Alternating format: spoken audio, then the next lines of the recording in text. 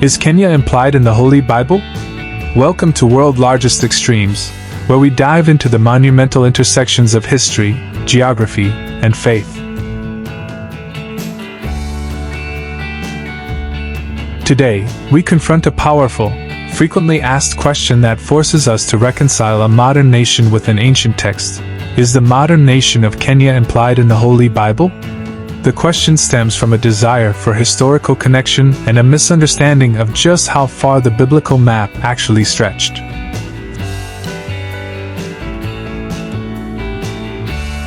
The simple, extreme truth is that Kenya, as a nation, is absolutely not mentioned in the Bible.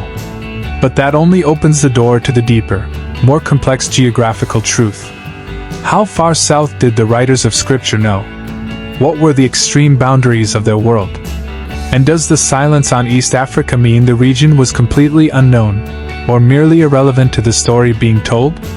Today, we dissect the biblical map. We explore the furthest extremes of Africa named in Scripture and reveal the monumental gap between the world of the Bible and the nation of Kenya. Get ready for an extreme lesson in ancient geography.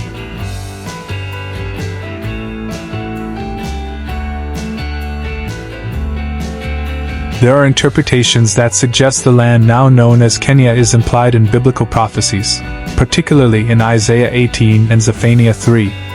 These passages describe a nation beyond the rivers of Ethiopia, modern Sudan/North Africa, with specific characteristics, which some connect to Kenya, noting its tall, smooth-skinned people, its use of reed boats for travel, and its role in bringing offerings to God.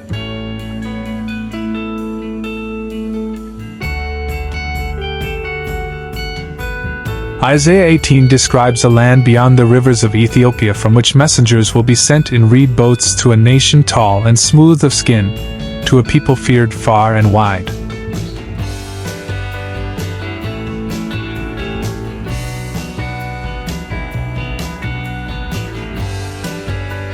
Some interpretations link this nation to Kenya due to its geographic location and characteristics. Zephaniah 3:9 mentions worshippers from beyond the rivers of Cush, or Ethiopia, bringing offerings to the Lord. This is also connected to East Africa and the people who would eventually become known as Kenyans.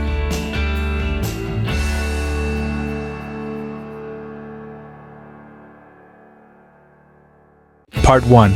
The Extreme Disconnect: Ancient World versus Modern Nation.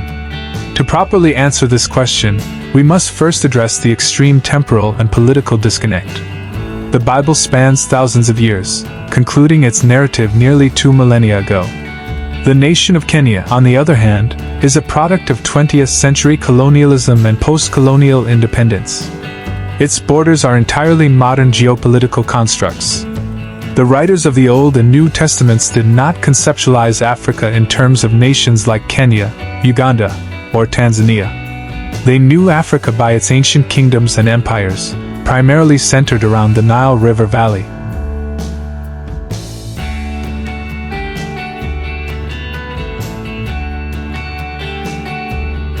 The Bible's geographical focus is overwhelmingly concentrated in the area known as the Near East: Israel, Mesopotamia, modern Iraq, Anatolia, Turkey, and the indispensable African cornerstone, Egypt.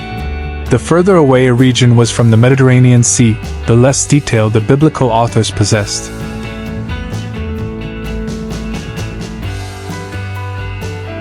The question then becomes, how far south did the biblical map extend?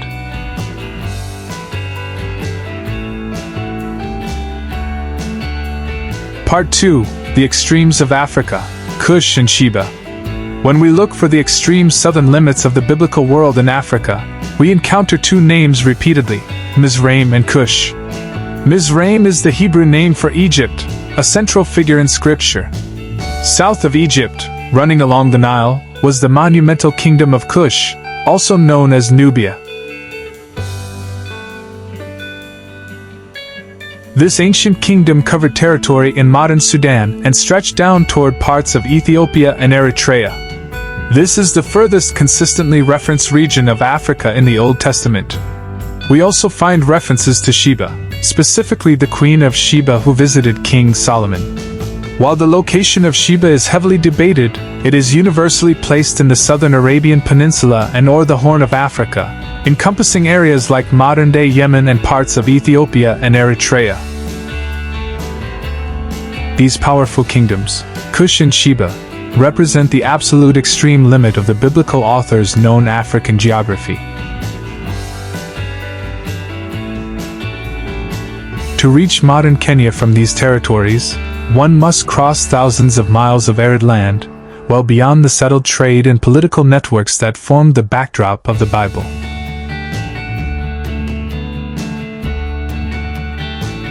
Part 3. The Extreme Silence, Trade Routes and Unknown Lands. So, if Kenya is geographically south of the biblical map, could it be implied through trade or indirect knowledge? The East African coast, known as the Swahili Coast, was a major hub of Indian Ocean maritime trade, connecting to the Arabian Peninsula and even parts of India.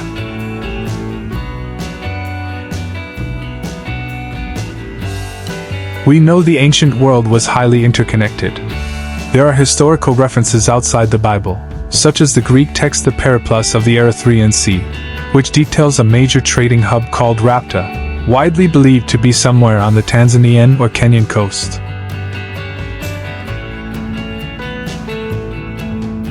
It is highly likely that commodities originating from the Kenyan interior, like ivory, gold, and frankincense, made their way north to the biblical world via these coastal trade networks.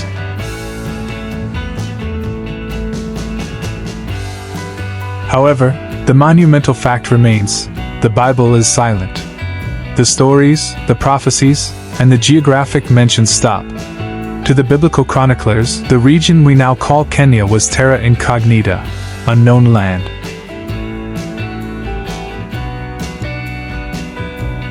Its people and places were not included because they lay outside the direct cultural, political, and geographical frame of reference for the ancient authors.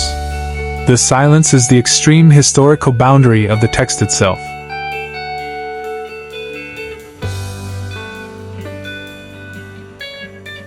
Part 4. The Extreme Modern Connection. The reason this question about Kenya and the Bible is so powerful today lies in the extreme modern reality of Christianity. While the geographical location of Kenya was unknown to the prophets and apostles, the nation is now a monumental global center of Christian faith, spirituality, and religious activity.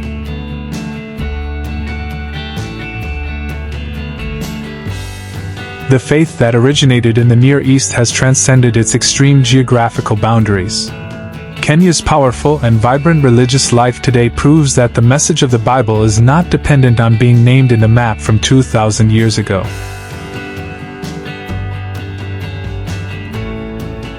The spiritual narrative has spread beyond the ancient world's knowledge, creating a new, modern reality far more impactful than any ancient geographical mention could ever be.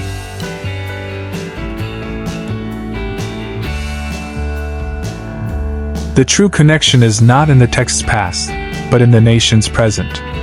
The extreme truth is clear: the nation of Kenya is a modern extreme, geographically south of the biblical world's knowledge, which ended monumentally at Cush and Sheba.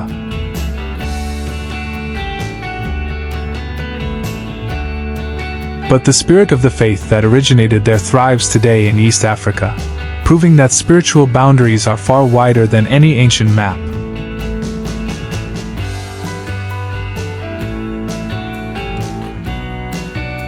Did this extreme geographical analysis surprise you? What other modern nations do you think are implied in ancient texts? Let us know in the comments below.